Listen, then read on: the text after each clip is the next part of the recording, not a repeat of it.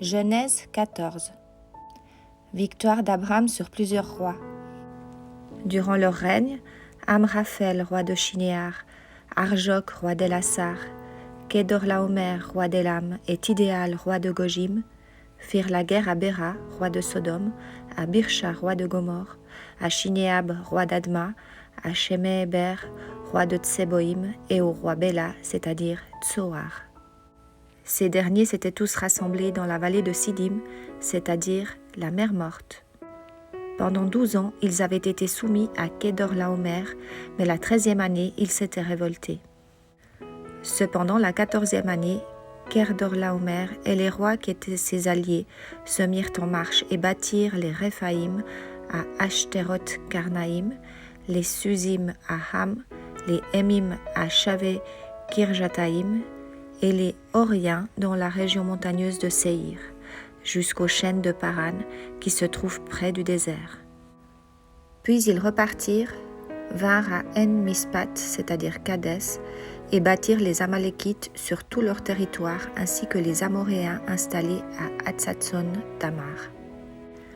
Alors les rois de Sodome, de Gomorre, d'Adma, de Tseboïm et de Béla, c'est-à-dire Tsoar, s'avancèrent. Ils se rangèrent en ordre de bataille contre eux dans la vallée de Siddim, contre Kedorlaomer, roi d'Élam, Tidéal, roi de Gojim, Amraphel, roi de Shinéar, et Arjok, roi d'Elassar. Ils étaient 4 rois contre 5. La vallée de Siddim était couverte de puits de bitume. Le roi de Sodome et celui de Gomorre prirent la fuite et y tombèrent. Le reste s'enfuit vers la montagne. Les vainqueurs s'emparèrent de toutes les richesses de Sodome et de Gomorre et de toutes leurs provisions, puis ils s'en allèrent. Ils s'emparèrent aussi avec ses biens de Lot, le fils du frère d'Abraham, avant de s'en aller. C'est qu'il habitait à Sodome. Un rescapé vint l'annoncer à Abraham l'Hébreu. Celui-ci habitait parmi les chaînes de Mamré l'Amoréen, un frère d'Eshcol et d'Aner.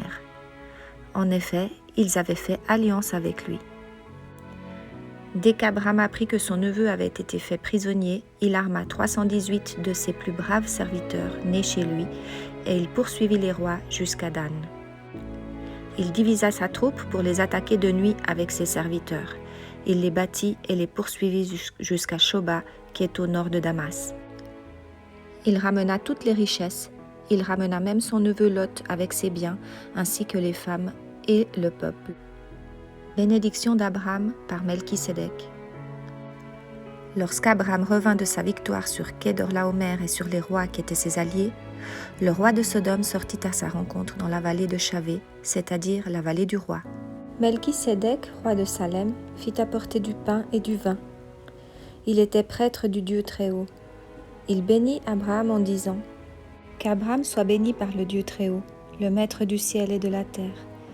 Béni soit le Dieu Très-Haut qui a livré tes ennemis entre tes mains. » Abraham lui donna la dîme de tout. Le roi de Sodome dit à Abraham : « Donne-moi les personnes et prends pour toi les richesses. » Abraham répondit au roi de Sodome : « Je le jure, la main levée vers l'Éternel, le Dieu Très-Haut, le Maître du ciel et de la terre. Je ne prendrai rien de tout ce qui t'appartient, pas même un fil ni un cordon de sandales, afin que tu ne puisses pas dire : c'est moi qui ai enrichi Abraham.